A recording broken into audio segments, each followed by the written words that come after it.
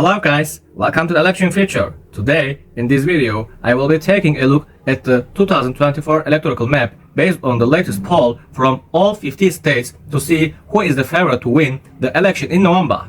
Starting with the safe states for Trump, we have Montana, Idaho, Utah, Wyoming, North Dakota, South Dakota, Nebraska at large in its 1st and 3rd districts, Kansas, Missouri, Oklahoma, Louisiana, Arkansas, Alabama, Tennessee, Kentucky, Indiana, West Virginia, and Alaska.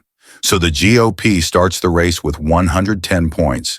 Moving on to Harris's safe states, we have California, Connecticut, Illinois, Hawaii, Maryland, Massachusetts, Vermont, D.C., Delaware, Maine's 1st district, Maine at large, New Jersey, and New York. With the solid states filled in, Harris leads with 159 electoral votes to the former president's 110.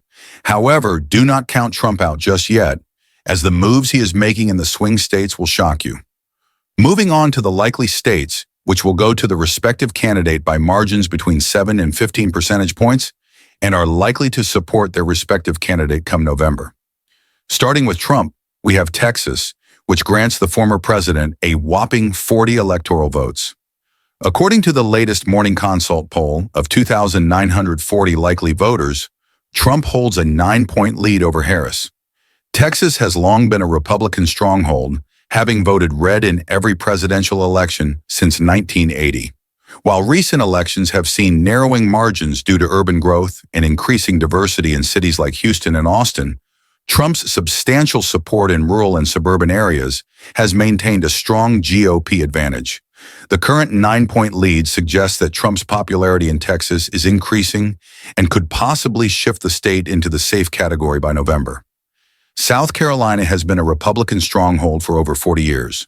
Trump secured the state by 14.3 points in 2016 and by 11.7 points in 2020. Currently, he maintains a 14-point lead based on an Emerson College poll. It's important to note that this poll only includes Biden at the moment. If new polling were conducted, the state could very well shift into the safe category for the GOP, especially given Robert F. Kennedy Jr. growing popularity in South Carolina, which may further solidify Republican support. Ohio remains firmly in Trump's camp, now categorized as a likely Republican state. However, his lead in the state has decreased. The latest Morning Consult poll of 1,558 likely voters shows Trump with an 8-point advantage over Harris, holding 52% of the vote to her 44%. This reflects a slight tightening of the race compared to earlier predictions. Despite this, the gap still represents a solid advantage for the former president. Even with Senator J.D. Vance as Trump's running mate, the GOP support has not increased significantly, though Ohio remains a reliable state for Trump heading into November. Iowa remains a strong state for Trump, with the latest Signal poll of 600 likely voters giving him a 12-point lead. Trump carried Iowa by 9.4 points against Clinton in 2016 and by 8.2 points over Biden in 2020. The current polling suggests a similar result is likely in November, with Trump continuing to hold a solid advantage over Harris in the state. Ending Trump's likely category with Mississippi, which continues to favor the former president, staying solidly in the likely category despite being a reliably red state. Recent polls show Trump holding a 9-point advantage over Harris. While this is still a comfortable lead, it's narrower than in previous elections, suggesting some softening in the Republican base. Historically, Mississippi has been a Republican fortress, with Trump winning by a significant margin of 16.5 points in 2020. With Trump's strong performance in the likely category, he now sits on 188 electoral votes and currently leads Harris by 29 electoral votes. However, we are now moving on to Harris's likely states, so things are going to change very quickly. Starting in Colorado, Harris's lead has just increased, with the latest Morning Consult poll of 498 likely voters showing her ahead by 15 points. This places Colorado right on the edge of becoming a safe state for the Democrats. The state's shift from a competitive battleground to a Democratic stronghold has been clear over the last few election cycles. While Harris's lead surpasses Biden's 2020 victory margin of 13.5 points, the progressive electorate, especially in areas like Denver and Boulder, has further solidified Colorado's status as a reliably blue state.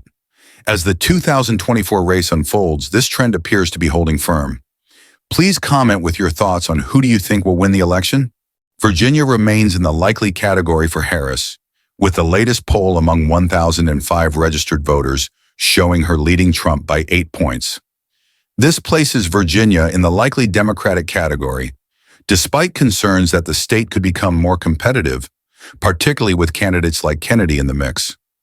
Harris's solid lead suggests Virginia is unlikely to shift into battleground status.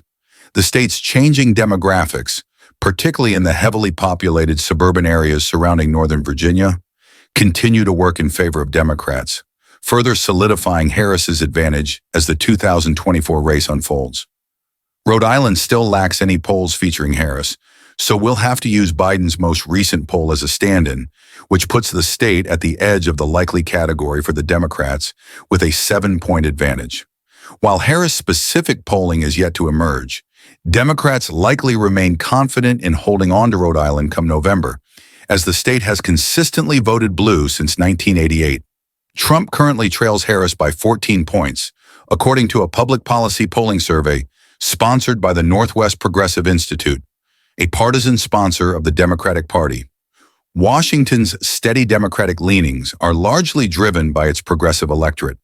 Harris's emphasis on issues that resonate with these voters, such as climate change and health care, likely plays a significant role in her strong lead within the state. Additionally, Washington's urban centers, particularly Seattle, have consistently bolstered Democratic support, making it a challenging state for Republicans to penetrate. However, one must also consider Kennedy's substantial support here, which could lead to a more competitive race as we get closer to the election. Washington ends Harris's likely category, where she is now beating Trump by a slim margin of only 10 electoral votes. With such a small gap between both candidates, the race remains highly unpredictable. Next, we have the leaning category, where the respective candidate leads by a margin between 2 and 7 points. Trump's lead in Florida has increased, with the latest Redfield and Wilton Strategies poll of 1,465 likely voters showing him 6 points ahead of Harris. This marks a shift from the previously narrow margin, indicating a stronger position for Trump in the Sunshine State. This is a massive win for the former president, considering Florida carries 30 crucial electoral votes. Trump carried the state by 1.2 in 2016, 3.4 in 2020, and now currently leads by 6 points.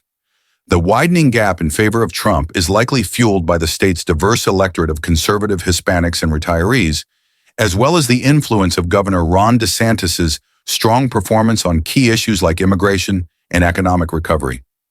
In Minnesota, Harris's lead continues to grow, now nearing the threshold to place the state in the likely Democratic category.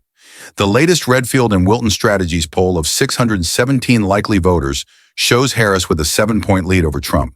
While this is a slight improvement from earlier polls, it still falls slightly below Biden's 7.1-point victory in 2020. Minnesota has consistently voted against Trump in previous elections, and the state's strong Democratic history, particularly in urban areas like Minneapolis, continues to fuel Harris's lead as she solidifies her position in this crucial state. In New Hampshire, Harris has seen a dip in support, moving from the likely to the lean category. In 2016, Clinton narrowly edged out Trump by just 0.37 points, and Biden widened the lead to 7.4 points in 2020. However, as the 2024 race unfolded, the margin began to narrow. While Biden was still the presumptive nominee, once Harris officially entered the race, she made securing a strong victory a priority. According to the latest poll from the University of New Hampshire Survey Center, Harris now leads Trump by 5 points, shifting New Hampshire into the lean category for the Democrats. This tighter race underscores the critical importance of Harris's campaign in keeping New Hampshire blue, as the state remains a key battleground where every vote will be crucial. In Michigan, Harris holds a 3-point lead over Trump, according to the latest Redfield and Wilton Strategies poll of 556 likely voters. This places Michigan in the lean Democratic category, maintaining Harris's advantage in this key battleground state. Michigan, which Biden won by 2.8 points in 2020, continues to be a crucial state with its diverse electorate, particularly among working-class voters. Both campaigns are expected to focus heavily on Michigan, as its electoral votes could play a pivotal role in determining the outcome of the 2024 election. Wisconsin comes in as a shocking blow to the GOP. Harris has now taken a 3-point lead over Trump. According to the latest Redfield and Wilton Strategies poll, which survived 626 likely voters. This puts highly contested the state in the lean Democratic category. The change in the favor of Harris is a notable development given that Trump had previously maintained a slight advantage. Harris' 3-point advantage here is even more surprising for the former president when considering how close previous elections were in the state. Biden won by just 0.63 points in 2020 and Trump narrowly carried that state in 2016. If Trump keeps allowing the gap to increase here, he could be big trouble. In New Mexico, Harris holds a 5-point lead over Trump, according to the latest Redfield and Wilton Strategies poll of 521 likely voters, placing the state in the lean Democratic category. This indicates decreasing support for the Democrats in the states throughout the margin is narrower than Biden's 10.8-point victory in 2020. The reduced lead may be attributed to shifting demographics and the gaps instead field focus on winning over Hispanic voters, who make up a significant portion of New Mexico electorate. The Republican emphasis on the economic issues and border security could be resonating with these voters, contributing to a closer race than previous cycles. If this trend continues, New Mexico may become contested battleground as we move closer to November. In Nebraska's 2nd district, Harris is also witnessing a drop in support, now moving into the lean category. The latest Survey USA poll conducted among 500 likely voters show Harris leading Trump by 5 points. This is a drop from the stronger supporter Biden enjoyed in 2020, where he won the district by 6.6 points. While Harris still holds in the edge, the district remains competitive.